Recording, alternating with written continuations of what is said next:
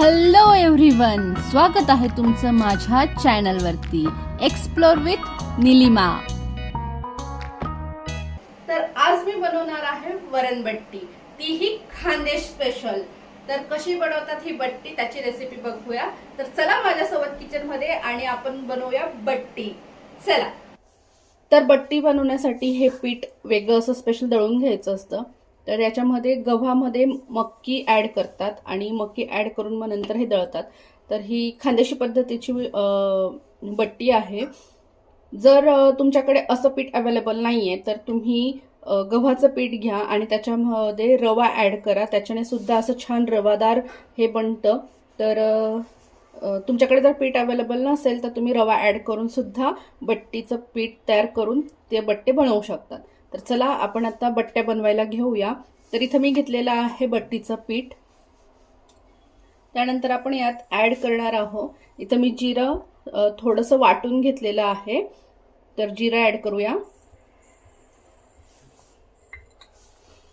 त्यानंतर इथं मी धने थोडेसे वाटून घेतलेले आहेत, तर धने ॲड करूया। पावडर ॲड नाही करायची, पावडरपेक्षा धने असे अख्खे धने तुम्ही थोडेसे वाटून घेतले, कुटून घेतले आणि ते ॲड केले तर जेव्हा तुम्ही बट्टी खातात त्यावेळेला याची टेस्ट खूप छान येते, म्हणून वाटून घ्यायचे, कुटून घ्यायचे त्यांना। त्यानंतर आपण यात ॲड करणार आहोत तीळ, थोडासा ओवा, थोडीशी हळद घालून घेणार आहोत कलर येण्यासाठी, छान कलर गोल्डन कलर येतो मग याला, म्हणून थोडीशी हळद। त्यानंतर चवीनुसार मीठ घालून घेणार आहोत।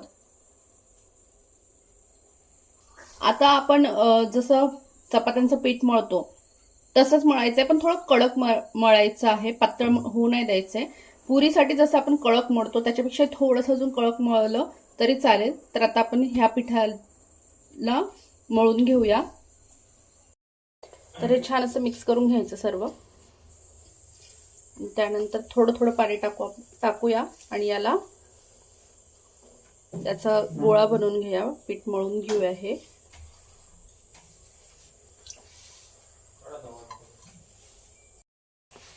तर हे बघ, कमी पाण्याचा वापर करून हे पीठ असं मळून घ्यायचंय, पातळ करायचं नाहीये। तर हे बघा, इथं छान कणिक मळून झालंय माझं, जास्त पातळही नाहीये आणि जास्त घट्टही नाहीये। तर चला आता पुढची प्रोसेस करूया आपण।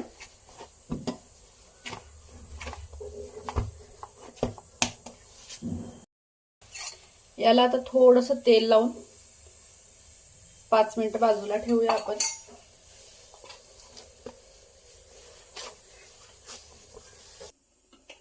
तर हे बघा, असं पातेल्यामध्ये पाणी घ्यायचं आणि ते गॅसवरती ठेवायचं। तर हे बघा, इथं आपण पातेलं ठेवलंय, त्याच्यात पाणी टाकलंय, तर हे गरम होतंय। तर अशी चाळण घ्यायची, ज्याला होल असतील अशी चाळण घ्यायची,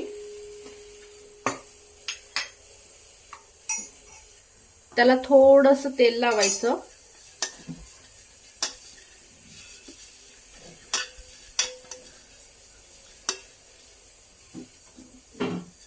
आणि ही चाळण ह्या पातेल्यावरती ठेवायची आणि ह्या चाळणला थोडं गरम होऊ द्यायचं। पातेल्यातलं पाणी आणि चाळण गरम होते तोपर्यंत आपण पुढची प्रोसेस करून घेऊया। आता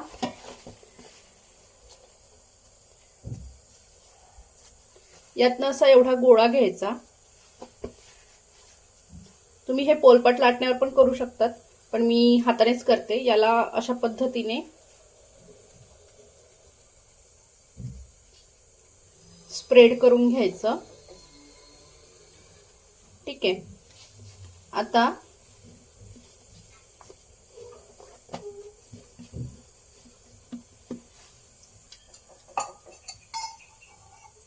यावरती थोडंसं तेल टाकायचं, ते तेल स्प्रेड करायचं आणि व्यवस्थित याच्यावरती लावून घ्यायचं।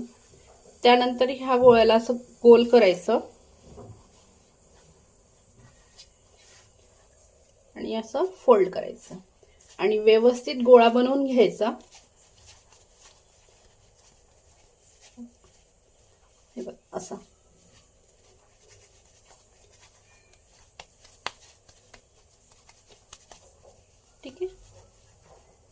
तर अशा पद्धतीने आपण ह्याचे सर्व असे गोळे बनवून घेऊया.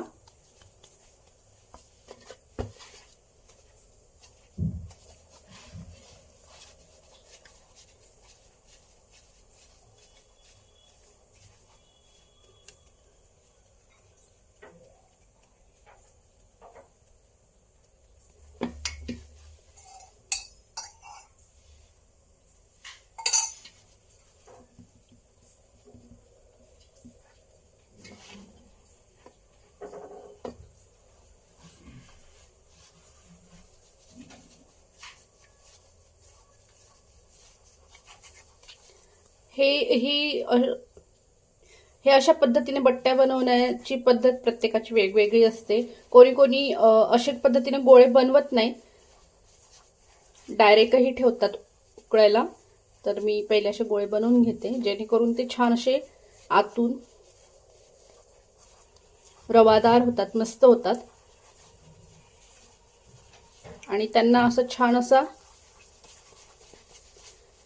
असे राऊंड नाही ठेवायचे, असे छान असं त्याला एक शेप द्यायचा, छान वाटतात. हे बघा.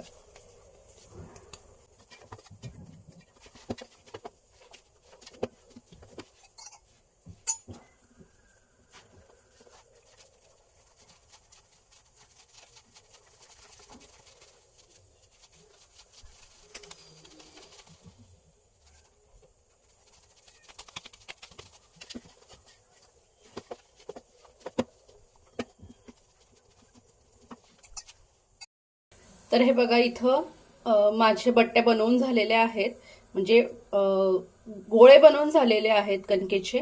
तर आता आपण ह्यांना उकळायला ठेवायचंय. तर ही जी आपण पातेल्यात पाणी ठेवून ही जी गाळणी आपण ठेवली गरम करायला, ही गरम पण झालेली आहे. आणि हे जे बट्ट्या आहेत ह्या आपण याच्यावरती उकळण्यासाठी ठेवायच्या आहेत.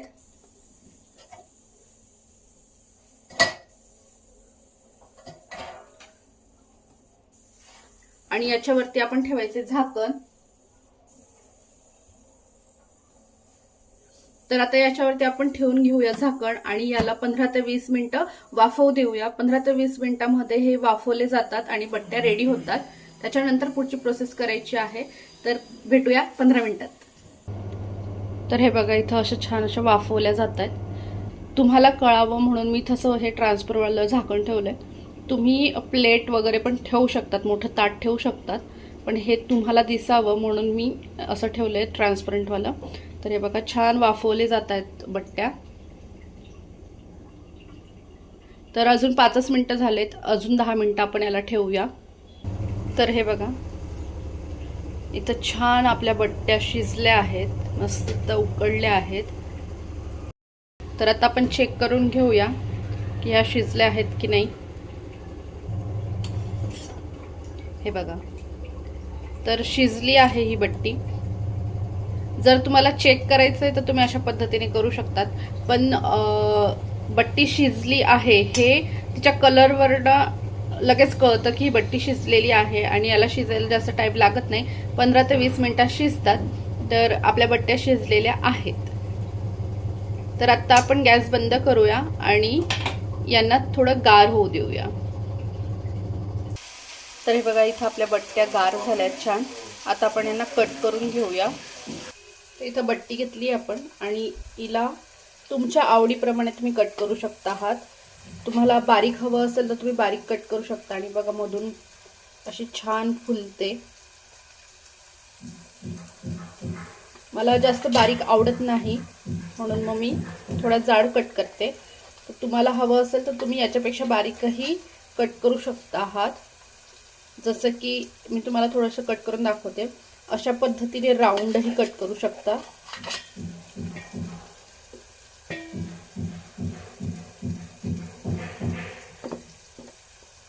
अशी पातळही कट करू शकता आहात तुम्ही, पण मला एवढे पातळ आवडत नाही कारण त्या खूप कडक होतात तळल्यानंतर, म्हणून मी थोडा जाडच ठेवते. तर चला सर्व कट करून घेऊया आपण.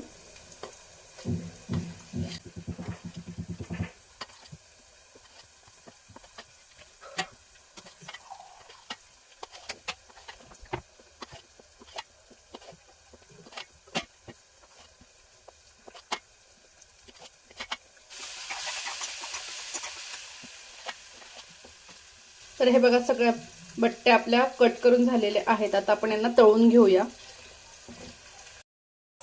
तर हे बघा इथं कढईमध्ये तेल ठेवले गरम करायला आणि तेल छान गरम झालंय. आता आपण ह्या कट करून ठेवलेल्या बट्ट्या यात सोडायच्या आहेत आणि तुमच्या आवडीप्रमाणे तुम्ही त्या तळून घ्यायच्या आहेत. कडक हव्या असतील तर तुम्ही कडकही तळू शकता. थोड्याशा सॉफ्ट ठेवायच्या असतील तर जास्त कडक नका तळू.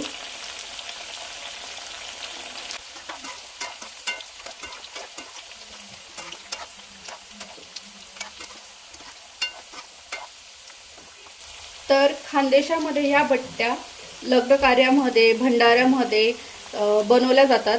तसंच ह्या बट्ट्यांसोबत वांग्याची भाजी असते, घोटलेली वांग्याची भाजी किंवा गंगाफळची भाजी असते. खूप क्वचित मटकीची भाजी असते.